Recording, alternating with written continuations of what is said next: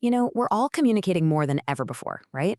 We're swimming in this sea of text messages, emails, DMs.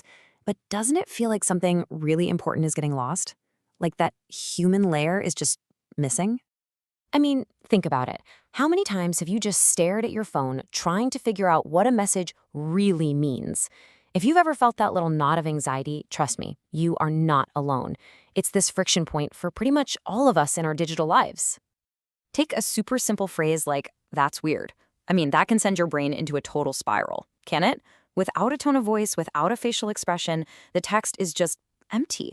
It basically becomes a blank screen where we end up projecting all of our own fears and assumptions. But here's the thing. This isn't your fault. It's not a personal failure. It's actually a failure of the medium. The truth is, our text-based language is slow, it's ambiguous, and it takes a ton of mental energy to figure out. And this is especially true for neurodivergent folks. But in response, something pretty amazing has started happening. People are just creating their own solutions. And that's where Glyphonics comes in. This wasn't cooked up in some corporate lab. It literally grew from the ground up, like a kind of survival grammar. It's a language that evolved to carry all that emotional weight, all that context, all that relational stuff that our current digital tools just drop on the floor. Okay, so we've got the problem down, but what's the solution look like? Let's get into what these symbols actually are and why they are such a potential game changer for how we talk to each other online. Right. So a glyphin is way, way more than just a fancy emoji. The official definition calls it a compact unit of relational meaning. But here's the part that'll blow your mind. It also works as an operational instruction. Think about that for a second. It's a symbol that doesn't just say something, it actually does something. And what's so wild is just how efficient this is. A single glyphon is doing 3 totally different jobs at the exact same time. It's transmitting emotion, it's clarifying the intent of a message, and it can even work like a command in a system. One little symbol, 3 massive functions. It's pretty incredible. So how does this all actually work together? Let's peel back the layers and look at the key components, the real building blocks that give Glyphonics all of its power. First up, let's talk about color. In Glyphonics, color is not just for decoration. It's a direct signal of someone's internal state. It's like an emotional weather report. So a green background on a shared document could mean, hey, I'm feeling regulated, I'm ready to go. Red might mean, I am totally overwhelmed right now, please reduce the demands. This lets people, like teachers, respond in the right way without a single word ever having to be spoken. Okay, remember that confusing message? That's weird. Now, look what happens when we just add a simple tone tag. In this case, /POS for positive. Instantly, all that anxiety, all that guesswork, it's just gone. These tags work like symbolic adverbs, adding that critical layer of context that stops misinterpretation in its tracks and creates a feeling of safety. And this whole idea of creating safety extends to avatars too. These are not just random pictures people pick. In the world of Glyphonics, an avatar is a carefully chosen identity glyphon. It could be a Pokemon that matches a person's temperament, or an animal that acts as a comfort anchor. It can be a shield, a proxy. It's a powerful way to be present in a space while still controlling your own vulnerability. Now, this next symbol is incredibly important. This is called a griffin. And the concept is really simple, but so powerful.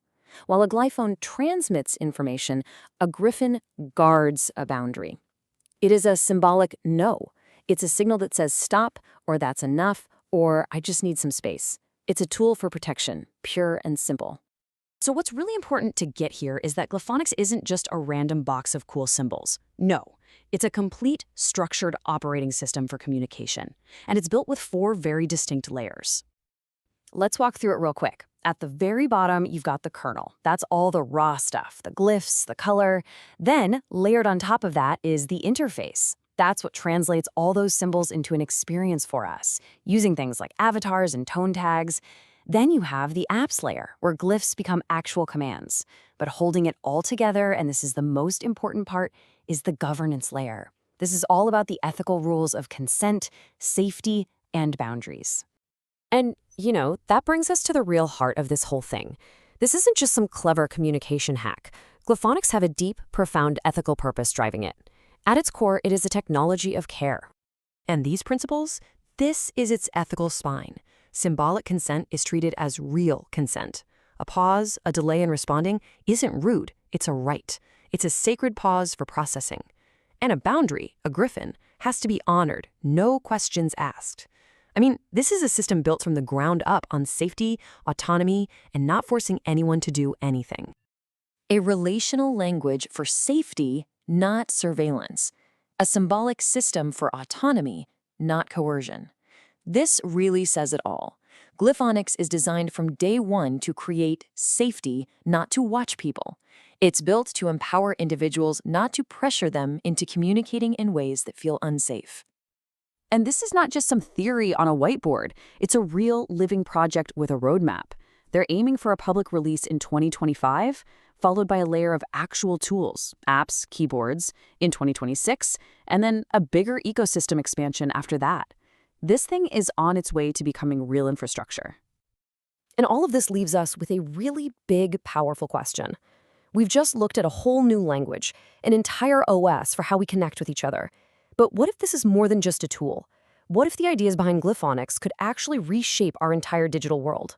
Just imagine, what if the internet of the future was built not on surveillance, but on a fundamental language of safety, consent, and genuine care?